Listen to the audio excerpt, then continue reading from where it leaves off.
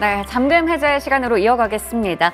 간밤 미증시, FOMC 결과에 따라서 지수들이 최고치 랠리를 보여줬습니다. 그러다 보니 오늘 훈풍이 국내 증시에도 이어지고 있죠. 반도체 관련주들 연이틀 강한 모습 보여주면서 지수를 이끌고 있는데요. 오늘 코스피 지수는 1.48% 올라가면서 2,730선에서 거래되고 있고요. 코스닥 지수도 마찬가지로 1.5% 정도 올라가면서 900선 훌쩍 넘어섰습니다. 오늘 시장에서 주목할 만한 종목에 대해서 지금부터 이야기 나눠볼게요. 오늘 알파경제 김종효 이사님 나오셨습니다. 어서 오세요. 네, 안녕하십니까? 네, 머니맵 통해서 섹터 움직임부터 들여다보도록 하겠습니다. 오늘 전반적으로 빨간불 가득 켜져 있는 오랜만에 보는 풍경입니다. 삼성전자, SK하이닉스가 강한데요. 어제 삼성전자가 지수를 정말 시원하게 올려줬죠. 엔비디아 쪽의 호재와 함께 또 간밤에는 이 마이크론의 깜짝 실적까지 더해지면서 시간 후에서 마이크론이 급등했고요. 이에 따라서 어제 못 갔던 SK하이닉스가 오늘은 6%가 넘게 올라가고 있습니다. 나머지 HPSP, 한미반도체 등등의 반도체 소부장 쪽도 강한데요. 잠시 후에 체크해 보도록 하겠고요. 오늘 2차 전지 쪽도 괜찮습니다.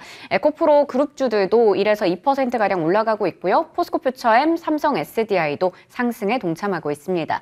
그리고 제약바이오 쪽에서 HLB가 7% 정도 강한 모습을 좀 보여주고 있는 상황이고 자동차 쪽도 전반적으로 괜찮은 분위기, 금융주 여전한 상승세 나타내고 있습니다. 삼성물산, 네이버, 두산에너빌리티 등등의 종목들도 빨간불 잘 켜주고 있는데요. 오늘 시장에서 궁금한 종목 알아보기 전에 리뷰부터 해보도록 하겠습니다. 두산밥켓 체크해 보도록 할 텐데요. 저희 시간에 좀 여러 차례 다뤄주셨던 종목이기도 하죠. 이게 북미 쪽에서 건설 시장에 대한 성장성 계속해서 나타나고 있고요. 지금 두산밥켓뿐만 아니라 HD, 현대건설기계, 현대인프라코어 등등도 주가 흐름이 좋습니다. 3월 14일에 말씀해 주셔서 벌써 단기간에 9% 넘게 올라가는 모습, 고점 높여가고 있는데요. 추가적으로 전략 챙겨볼까요? 네, 일단 미국의 캐터필라도 견조한 모습이고요. 미국의 주택시장의 핵심이 아니고 미국의 새 공장들이 대거 들어설 것이고 인프라 건설이 늘어난다는 게 핵심 포인트고요. 또 국내 최근에 중국 비중을 줄이면서 중동 쪽의 신규 수주와 관련된 기대감이 여전히 존재하고 있고 미국 현지 법인이 있거나 미국의 매출 비중이 높은 종목군들이 견조한 흐름을 보일 것은 너무도 당연하다. 그런데 국내 건설기 관련주들은 지금 미국의 캐터필라와는 격차와 그다음에 양시장의 밸류 차이를 고려해서 어느 정도 저평가는 용인한다고 하더라도 지금 중국 시장의 샨이나 일본의 주요 종목군들보다도 너무 낮은 그런 밸류에서 거래되고 있다는 게 핵심인 거죠. 그래서 건설 시장이 전 세계적으로 위기에 닥칠 정도로 뭔가 큰 폭풍이 밀어닥치지 않는 이상, 그다음에 캐터필라의 주도력이 살아있는 이상 우리나라 종목군들의 상승에 이어진다라고 봐야 되고요. 여전히 두산밥켓도 위로 갈 자리가 남아있다라고 판단하고 있기 때문에 신규 매수는 부담스러우실 수도 있겠지만 저는 여전히 보유 관점에서 보고 있고 신규 매수도 약간의 눌림이 있다면 충분히 가능하다 이렇게 판단하고 있습니다. 네, 약간의 눌림만 있다면 지금도 긍정적으로 볼 수 있는 부분이 있기 때문에 신규 매수 가능하다 이렇게 리뷰해 주셨습니다. 자, 다음으로는 제일 궁금한 쪽이죠. 반도체 쪽입니다. 삼성전자가 하루 만에 5%, 6% 오르면 거의 상한가다 이런 얘기도 있잖아요.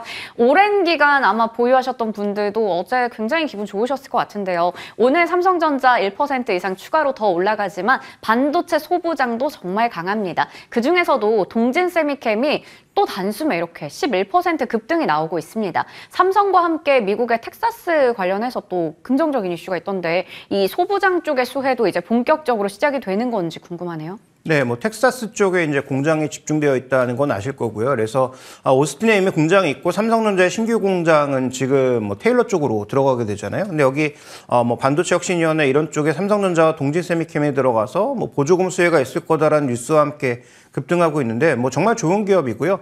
앞으로도 실적도 반도체 상황 또 2차 전지 소재도 하고 있으니까 이런 시장의 상황에 따라서 더 좋아질 것 같은데 다만 주가의 특성은 너무 뉴스를 좀 급하게 타는 모습 보여주고 있고 따라서 올라갈 때도 거래도 급증하고 주가도 급증하는 모습이지만 반대로 내려갈 때도 비교적 시원하게 내려가는 그런 상황을 나타내고 있다는 거죠. 그래서 아주 장기 흐름을 봤을 때는 실적에 추종하는 게 맞지만 단기적으로는 이슈 트레이딩을 아주 심하게 하고 있는 그런 종목이기 때문에 그렇다면 이 종목은 이렇게 급등하는 구간에서 쫓아가서는 큰 재미를 보기가 어렵습니다. 그래서 이 종목에 대한 관점은 저는 그 소재 빅3 모두 긍정적으로 보고 있어서 원익 QNC, 한솔케미칼, 그다음에 동진세미캠 모두 긍정적으로 보고 있으나 다만 이 종목의 특성상 이렇게 급등하는 구간에 쫓아가면 실익을 누리기가 쉽지 않다라는 관점에서 뭐 이 종목은 비교적 큰 폭의 조정이 나왔을 때 관심을 가지시는 것이 좋을 것 같고요. 기업은 좋은 기업이고 만약에 주가가 다시 눌린다면 투자의 기회는 언제든지 올 수 있다 이렇게 보고 있습니다. 네, 좋은 기업인 건 확실하고요. 앞으로의 방향성도 명확한 것 같습니다. 하지만 워낙에 빠르게 이렇게 급등이 나왔기 때문에 지금 쫓아가는 것보다는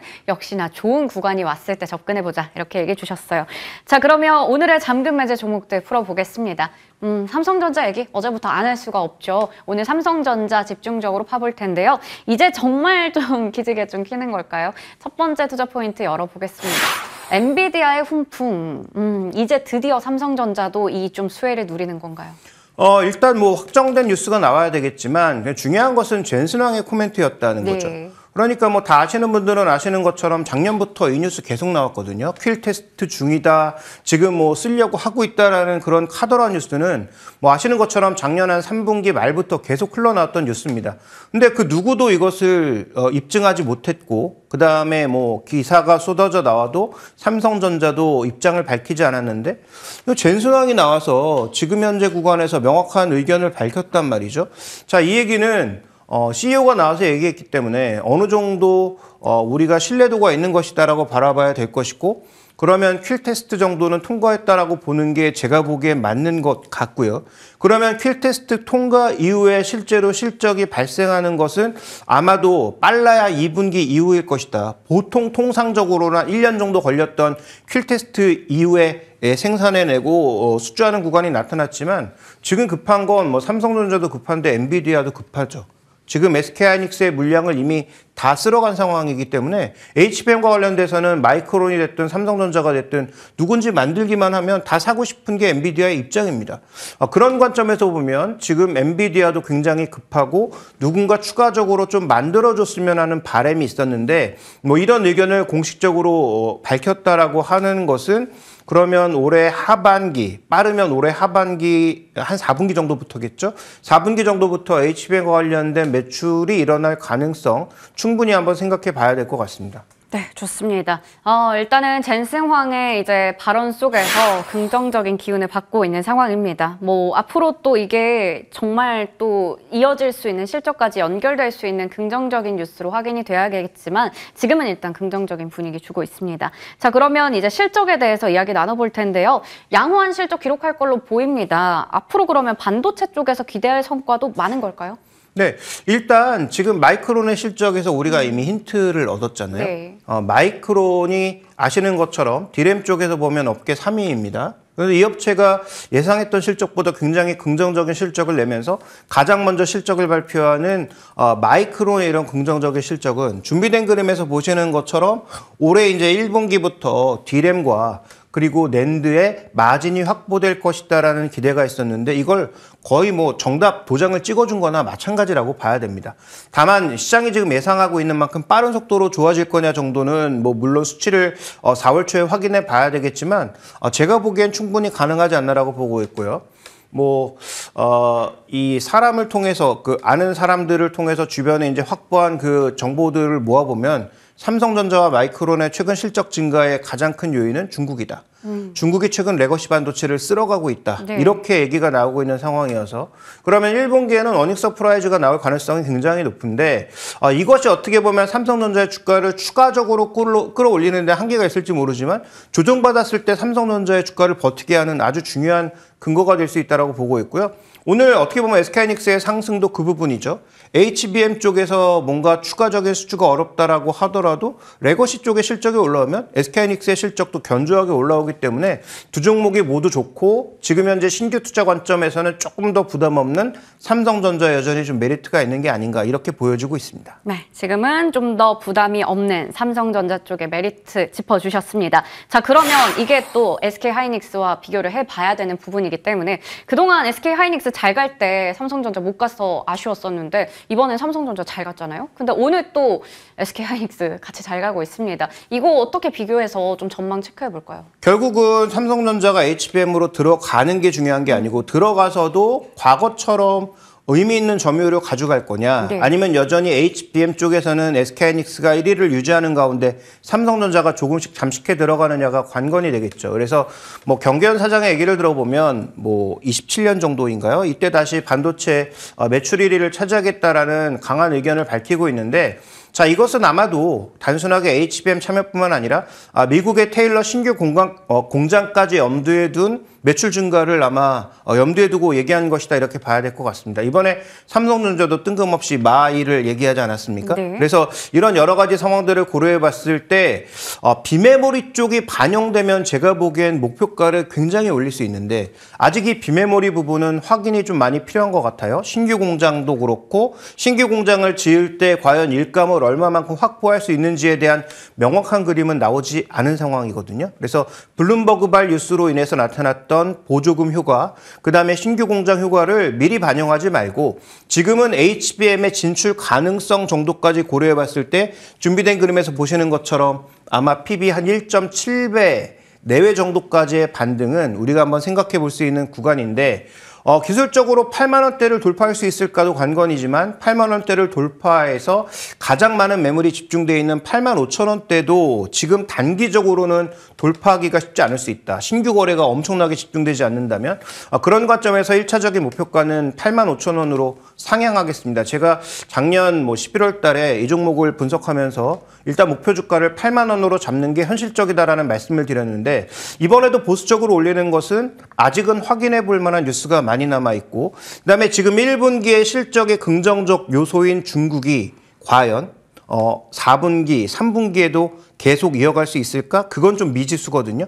그러면 상반기에 긍정적이었던 요소가 하반기로는 오히려 실적을 둔화시킬 수 있는 요소도 될 수 있기 때문에 지금 너무 공격적으로 잡지 말고 뉴스로 인해서 약간의 상향 요인 정도가 존재한다, 이렇게 봐야 될 것 같고요. 만약에 비메모리 쪽이 열린다면 훨씬 더 목표 가격을 높일 수 있을 것 같습니다. 네, 일단은 지금 긍정적인 뉴스가 전해지면서 목표 주가를 상향 조정할 필요는 있어 보입니다. 어느덧 8만 원도 앞두고 있는 상황이니까요. 8만 5천 원으로 올려주셨고요. 향후에 또 뉴스의 방향성, 그리고 비메모리 쪽의 성과로 인해서 추가적으로 더 갈 수 있다, 이런 부분도 짚어주셨습니다.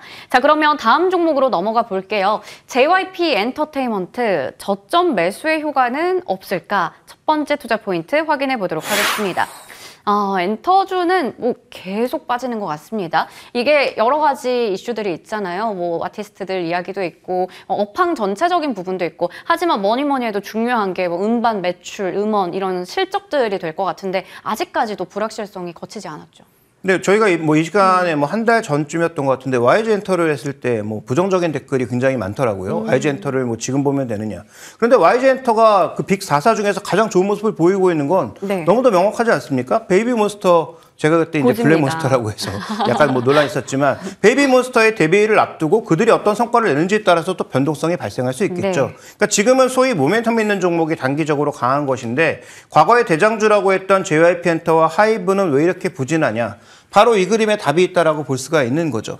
자, 지금 한쪽은 스트레이키즈의 앨범 초동 판매량이고 이쪽은 트와이스의 초동 판매량인데, 지금 꾸준하게 늘고 있는 것은 트와이스가 유일하다라는 네. 거죠. 물론 트와이스도 올해 지금 100만 장 이상을 팔고 있고, 그때도 한번 말씀드렸던 것 같은데 트와이스의 최근에 동영상의 댓글을 보시면 한글을 찾아보기가 힘들다. 네. 그만큼 외국 팬들이 많이 늘어났고 빌보드에서 1위를 찍기도 하는 그런 성과를 보였다라는 점에서 이건 긍정적인데, 근데 중요한 건 하이브도 그러하듯이 JYP의 주력은 누구? 바로 스트레이키즈라는 거죠. 네. 근데 초동 판매량이 둔화된 상태에서 신규 앨범도 조금 늦게 나올 수 있다라는 얘기가 나오니까 지금 JYP는 비처가 새로운 퍼포먼스를 보여주지 못한 상태에서 주가가 정체될 수밖에 없는 그런 여러 가지 요인들이 겹쳐져 있다라고 봐야 될 것 같고요.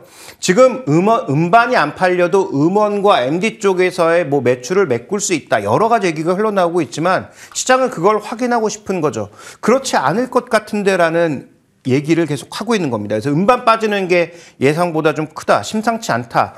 그다음에 신규 데뷔가 좀 늦어지고 있고 데뷔한 신인도 생각보다 강한 퍼포먼스를 보여주지 못하고 있다. 이게 복합적으로 현재 JYP의 주가의 발목을 잡는 그런 이슈가 되고 있다. 그래서 과감하게 50억을 베팅했던 JYP의 매수 효과에도 전혀 주가는 반응하지 못하고 있는 것이 아닌가 이렇게 봐야 될 것 같습니다. 네, 좀 답답한 상황이긴 한데 이 주력 아티스트 쪽의 성과가 중요할 것 같습니다. 하지만 일본이나 미국 쪽에서 스코어 하이를 기록하기도 했거든요, 최근에. 그런 거 보면 모객을 좀 잘하고 있는 거 아닌가요? 그런데 이제 실적의 성장 속도가 떨어지고 있다는 게 문제겠죠. 그래서 준비된 그림 보시면 올해 전략의 핵심이 일본에 집중하겠다라고 하는 것인데 이건 일장일단이 있죠. 자, 준비된 그림 보시면 지금 공연 횟수는 줄어듭니다. 그런데 전체적으로 모객 수가 늘어요. 자, 이거 뭘 의미하느냐? 더 큰 공연장에서 많이 하겠다는 얘기가 네. 되는 거죠. 그래서 횟수는 줄이지만 한 번에 더 모객 수를 늘려서 더 뭐 비싼 가격에 판매하겠다라고 하는 것이고, 그 다음에 작년에 비해서 올해 일본 비중이 압도적으로 늘어납니다. 작년에 지금 30%에 불과했던 그 비중이 올해 미국이 조금 줄면서 일본 투어가 여러 아티스트들이 대거 증가한다라는 것을 암시하는 것인데, 자, 이것이 실적의 안정성을 담보할 수 있을지는 몰라도, 왜냐하면 일본 팬의 특성상 한 번 팬이 된 사람들이 잘 변하지 않는 데다가 그다음에 이제 뭐 반응이 열광적이진 않지만 어쨌든 꾸준하게 사주는 그런 모습들을 보여주고 있기 때문에 이 부분은 긍정적이기는 하나 지금 우리가 JYP에게 요구하고 있는 게 안정성인가? 그렇지 않다는 거죠. 우리가 JYP에 요구하는 것은 과거 PR 30배도 두려워하지 않을 정도의 PR 40배를 바라볼 정도의 강한 성장성을 얘기했던 것인데 JYP의 올해 전략은 저 안정성을 택하고 있다? 이건 뭔가라고 하는 생각이 들 수밖에 없는 그런 구간인 거죠. 따라서 JYP의 핵심 포인트는 올해 만약에 성장 속도가 둔화된다면 주가도 예전처럼 탄력적으로 가기에는 어렵다 이렇게 판단해 봐야 될 것 같습니다. 네. 근데 수급적인 부분 체크해 보면요. 외국인은 거의 3월 내내 팔았거든요. 그런데 개인들이 꾸준히 사들이고 있어요. 이게 저점 매수다라고 생각을 하는 것 같은데 오늘 주제가 이거잖아요. 저점 매수의 효과 없을까? 이거 어떻게 봐야 돼요? 네, 일단 시간이 필요하다라는 게 정답인 것 같습니다. 그래서 지금 뭐 준비된 다음 그림 보시면 현재 밸류가 말씀드렸다시피 막 30배를 넘어서 40배를 향해 가다가 급격한 주가 조정과 함께 현재 구간에서는 한 16배, 17배 이 정도까지 빠져 있는 상황인 거죠. 그런데 다시 한번 말씀드리지만 JYP의 올해 성장이 없고 안정이다? 그러면 밸류에이션이 예전처럼 30배 갈 수 있는가? 없다는 거죠. 물론 여기에는 가장 중요한 변수, 비처가 생각보다 굉장히 좋은 퍼포먼스를 보이면서 미국 시장에서 막 폭발하면 얘기는 달라질 수 있지만 그건 아직은 확인이 필요한 것 같고 이미 벌써 싱글이 2번이나 나왔는데 이 정도의 반응이 나온다라고 하는 것은 아직은 좀 지켜봐야 될 여지가 있다고 보고 있고요.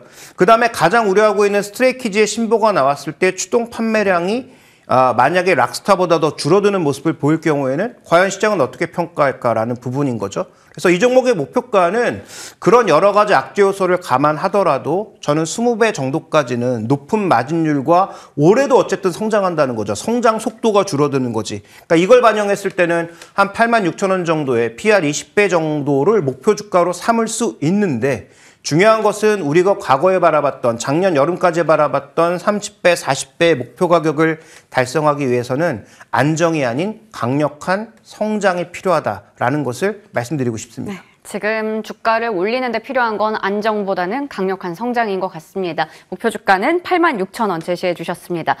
오늘 이렇게 해서 알파경제 김종효 이사님과 이야기 나눠봤습니다. 고맙습니다.